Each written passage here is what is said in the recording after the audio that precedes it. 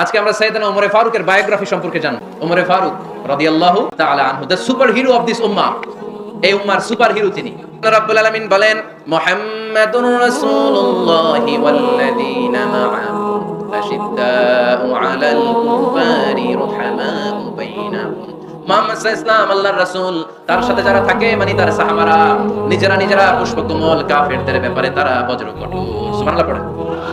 এরপর আল্লাহ বললেন, তারাহুম রুকআন সুজদান ইয়াবতাগুনা ফাদলাম মিনাল্লাহি ওয়া রিদওয়ানা। ও নবী, আপনি দেখবেন আপনার সাহাবারা সব সময় রুকু করে, সব সময় সিজদা করে, সিজদার মধ্যে তারা মাথা ঠুকে ঠুকে আমার দরবারে কাঁদে, ঠিক কি না? সাহাবাদের একটা বৈশিষ্ট্য হচ্ছে অবসর পেলেই ওনারা রুকু করতেন, সিজদা করতেন। আকরাবু মা ইয়াকুনুল আবদু মির রাব্বিহি ওয়া হুয়া সাজিদ ফাআকসিরু ফীহি দুআ। বান্দা যখন সিজদায় লুটিয়ে পড়ে, বান্দা তখন আল্লাহর সবচেয়ে কাছে চলে যায়। আমরা যখন সিজদা দেই তখন আল্লাহর কাছে চলে যাই।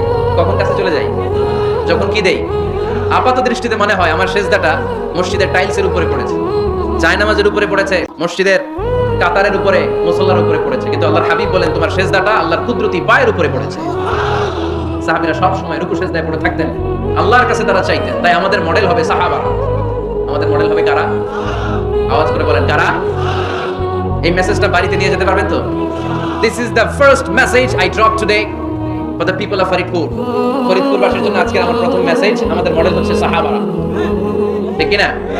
সাহাবারা আমাদের মডেল, ওনারা আমাদের ইন্সপায়ারেশন, ওনারা আমাদের অনুপ্রেরণা। এজন্য আল্লাহর হাবিব সাল্লাল্লাহু আলাইহি ওয়াসাল্লাম বলেছেন, লা তাসুব্বু আসহাবি, খবরদার আমার সাহাবাদেরকে গালি দিও না।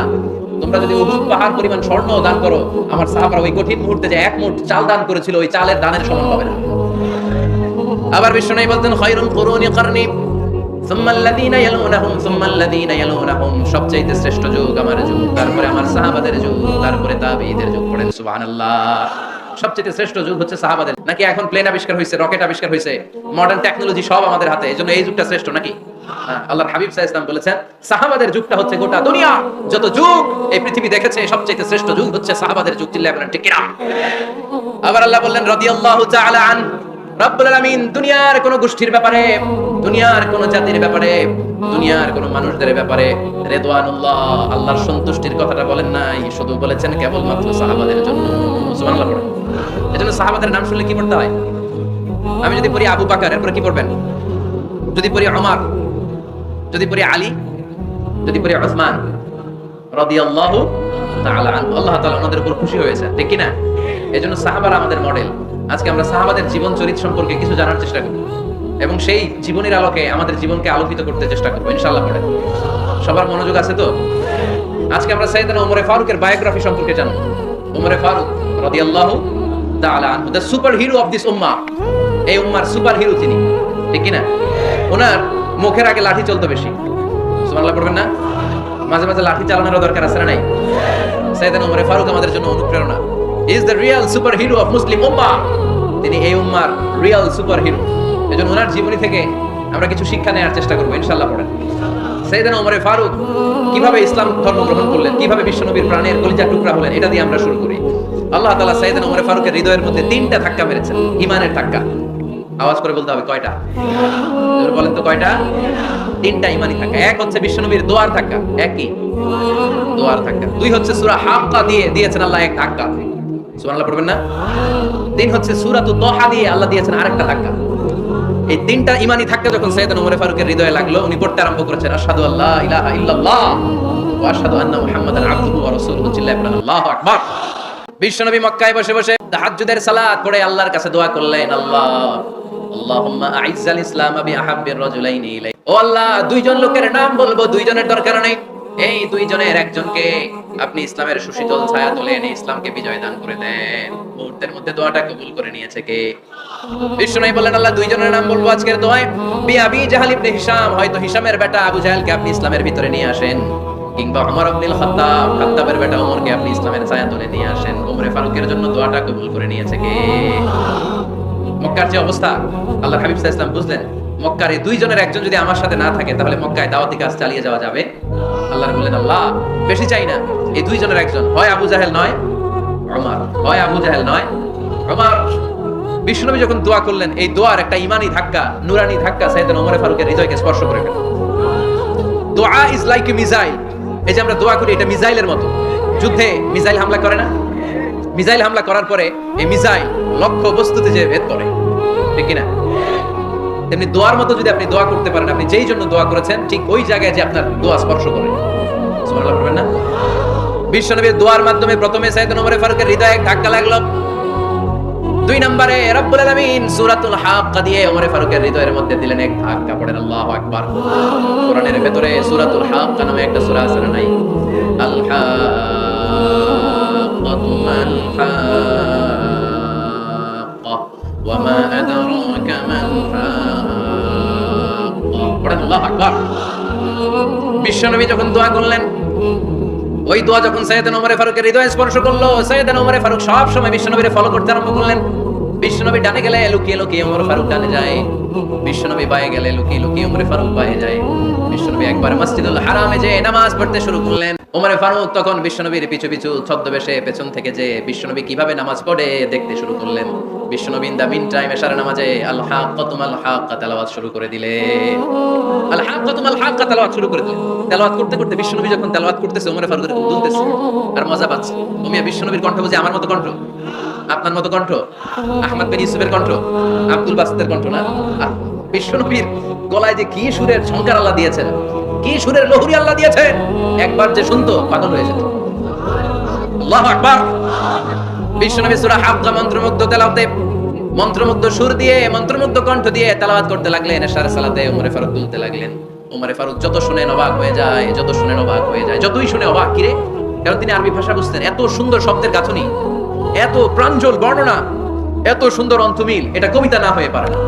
উনি মনে মনে ভাবলেন এটা মনে হয় কবিতা, it might be poem, it could be poem. Muhammad মনে হয় কবি হয়ে গেছে, তার কাব্য প্রতিভা দিয়ে সে এটা বানিয়েছে। তা না হলে এত সুন্দর কথা এটা কবিতা না হয়ে পারে।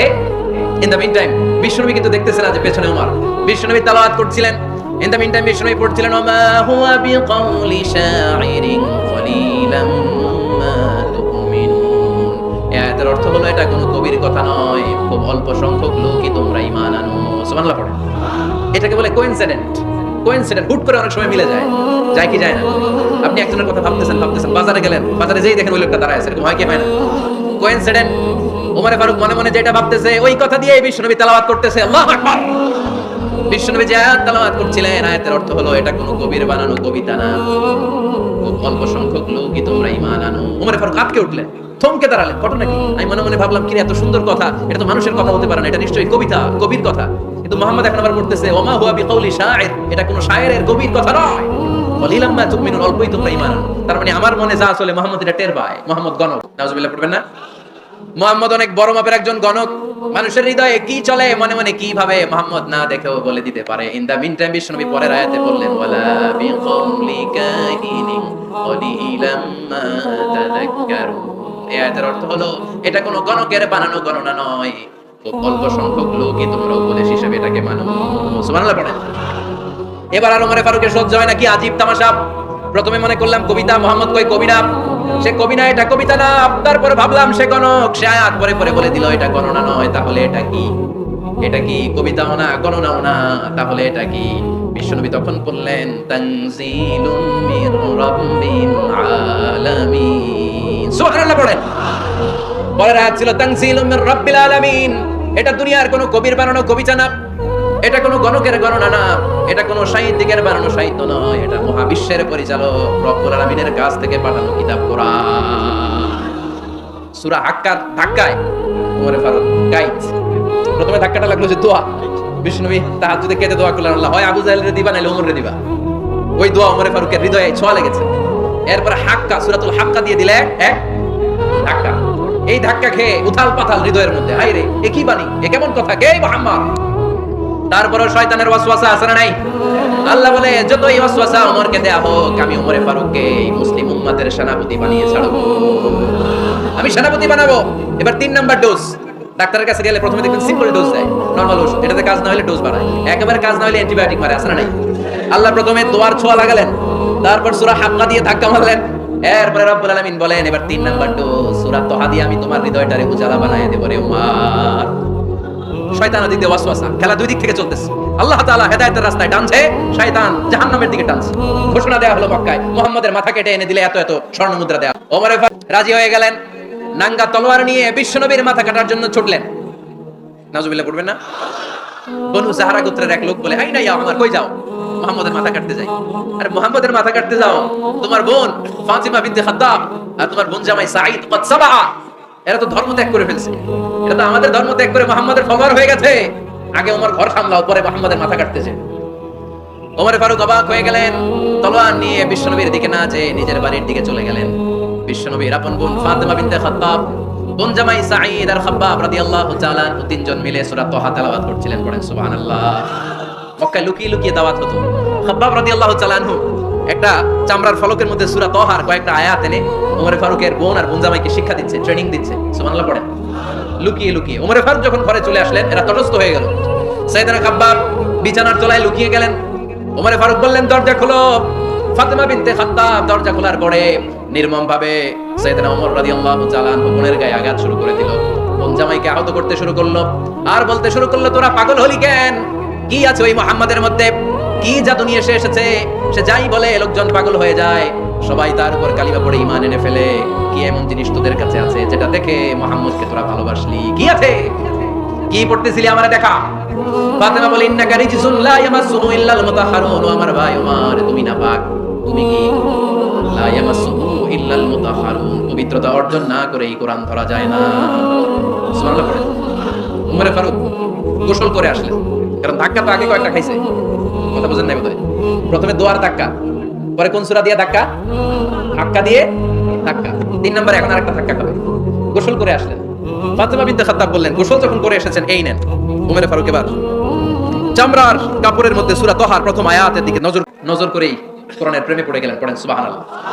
ওমর ফারুক পড়তে আরম্ভ করলেন, তাহা মা আনজালনা আলাইকাল কুরআনা লিতাশকা ইল্লা তাযকিরাতান লিমান ইয়াখশা তানজিলাম মিম্মান খালাকাল আরদা ওয়াস সামাওয়াতি উলা। সুবহানাল্লাহ পড়েন। উনি পড়তে আরম্ভ করলেন, তাহা মা আনজালনা আলাইকাল কুরআনা লিতাশকা, এই কোরআনকে আমি তোমাদের হতজ্ঞায় থাকার জন্য পাঠাই নাই। এটা রব্বুল আলামিনের পক্ষ থেকে এসেছে। যারা রবকে ভয় করে তাদের জন্য আছে উপদেশ। যিনি আকাশ বানিয়েছেন, জমিন বানিয়েছেন, ওই আল্লাহ তাআলা নিজেই এই কোরআন পাঠিয়েছে। আওয়াজ করে পড়তে হবে, আল্লাহু আকবার। উনি খুব ভালো আরবি জানতেন। সূরা তাহা পড়ার পরে আর ধৈর্য ধারণ করতে পারে না। ওমর ফারুক ছোট্ট বাচ্চার মতো কান্না শুরু করে দিলেন। আল্লাহু আকবার। সূরা তাহাটা হাতে নিয়ে, তলোয়ারটা হাতে নিয়ে বিশ্বনবীর দিকে ছুটতে আরম্ভ করলেন। আইনা মুহাম্মদ, কোথায় মুহাম্মদ? তোমরা আমাকে মুহাম্মাদের কাছে নিয়ে চলো। বিশ্বনবী তখন সাফা পাহাড়ের পাদদেশে দারুল আরকাম ইবনে আলকামের ঘরে লুকিয়ে লুকিয়ে কোরআনের দাওয়াত দিতেন। ওমর ফারুককে পাগলের মতো ছুটে আসতে দেখে বিশ্বনবীর চাচা হামজা ইবনে আব্দুল মুত্তালিব বলল, নবী আপনি পালান। ওই যে খাত্তাবের বেটা ওমর আপনাকে অপমান করার জন্য, আক্রমণ করার জন্য তেড়ে এসেছে। সাহাবীরা বললেন, নবী আপনি পালিয়ে যান, আমরা সামাল দেব। বিশ্বনবী বললেন, না, আমি পালাবো না, বরং তোমরা সরে যাও। ওমর ইবনে খাত্তাবকে আমার দরবার পর্যন্ত আসতে দাও। আমার তো মনে হচ্ছে ওই যে তাহাজ্জুদের নামাজ শেষে চোখের পানি ছেড়ে যে আমি আল্লাহর কাছে দোয়া করেছি, আজকে আমার ওই দোয়াটা কবুল হতে শুরু করেছে। আমার তো মনে হচ্ছে আমার দোয়া কবুল হবে, আসতে দাও। ওমর ফারুক এসে বললেন, আশহাদু আল্লা ইলাহা ইল্লাল্লাহ ওয়া আশহাদু আন্না মুহাম্মাদান আবদুহু ওয়া রাসূলুহু, আমি সাক্ষ্য দিলাম আল্লাহ ছাড়া কোনো ইলাহ নাই, নিশ্চয়ই আপনি আল্লাহর প্রেরিত বান্দা এবং রাসূল। পড়েন সুবহানাল্লাহ। ওমর ফারুক যখন কালিমা শাহাদা পড়ে মুসলমান হয়ে বিশ্বনবীর হাতে হাত রাখলেন, নমুসলিম সাহাবীদের মধ্যে খুশি আর আনন্দের বন্যা বয়ে গেল। নমুসলিম হাতে গোনা সাহাবারা আল্লাহর প্রশংসা করলেন। বিশ্বনবী সাইয়েদনা ওমর ফারুককে জড়িয়ে ধরলেন। ওমর ফারুক এবার বিশ্বনবীরে বললেন, নবী গো, আলাসনা আলাল হক, আমরা কি সত্যের উপরে আছি নাকি আমরা ভুলের উপরে আছি? বিশ্বনবী বললেন, বালা নাহনু আলাল হক, আমরাই সত্যের উপরে আছি। সুবহানাল্লাহ পড়েন। আলাসনা আলাল হক, নবী আমরা কি সত্যের উপরে নাই? হ্যাঁ অবশ্যই ওমর তুমি সত্যের উপরে আছো। ওমর ফারুক বললেন, তাহলে ফাফিমাল ইখতিফা, তাহলে লুকায় লুকায় আর দাওয়াত দেব কেন? আমি তো কালিমা পড়ে ফেলছি, আসেন আমার সাথে বের হই। ফাফিমাল ইখতিফা, আর লুকায় লুকায় কেন? আসেন আমরা বাইরে বের হই। বিশ্বনবী বললেন, ওমর এটা মাক্কি জীবন, এখানে আমরা একটু গোপনে গোপনে দাওয়াত দিতে চাই। ওমর ফারুক বলে, না, আমার দায়িত্ব, আমি একটা মিছিল দিতে চাই নবী। আল্লাহর নামের তাকবীর দিতে দিতে দারুল আরকাম থেকে শুরু করে মসজিদুল হারাম পর্যন্ত একটা মিছিল দিয়ে আমি মক্কা কাঁপাইয়া দেব। অনুমতি দেন। বিশ্বনবী দিতে চায় না। ওমর ফারুক অনেক বুঝানোর পরে স্বল্প পরিসরের একটা অনুমোদন পাওয়া গেল বিশ্বনবী সাল্লাল্লাহু আলাইহি ওয়াসাল্লামের কাছ থেকে। কিন্তু মিছিল যে দিবে, মিছিলের জন্য লোকের দরকার আছে না নাই? এখানে লোক নাই, আমি একাই মিছিল দিতেছি। এটা জমবে, মিছিল জমবে। খুঁজে উনি 11 জন মুসলিম সাহাবা পেলেন। কয়জন? ওমর ফারুক বললেন, 11 জনই সই। এই 11 জন নিয়ে আমি আল্লাহর নামের তাকবীর দেব। 2 লাইন করলেন। কয় লাইন? 2 লাইন। পেছনে 6 জন, আর এই লাইনের নেতা বানালেন বিশ্বনবীর চাচা হামজাকে রাদিয়াল্লাহু তাআলা আনহু। আর সামনে 5 জন, তার আগে দাঁড়ালেন উনি নিজেই। তাহলে 6 6 12। বললেন এই 2 লাইনই আমরা তাকবীর দিতে দিতে, বেশি না, এই দারুল আরকামের ঘর থেকে, আপনারা জানেন যে সাফা মারওয়া এখন যে সাই হয়, এই সাফার পাদদেশে ছিল দারুল আরকামের ঘর। উনি বলেন এখান থেকে ওই যে কাবার গিলাফ দেখা যায়, কাবার গিলাফ পর্যন্ত আমরা এই তাকবীর নিয়ে ওখানে যাব। সুবহানাল্লাহ বলবেন না?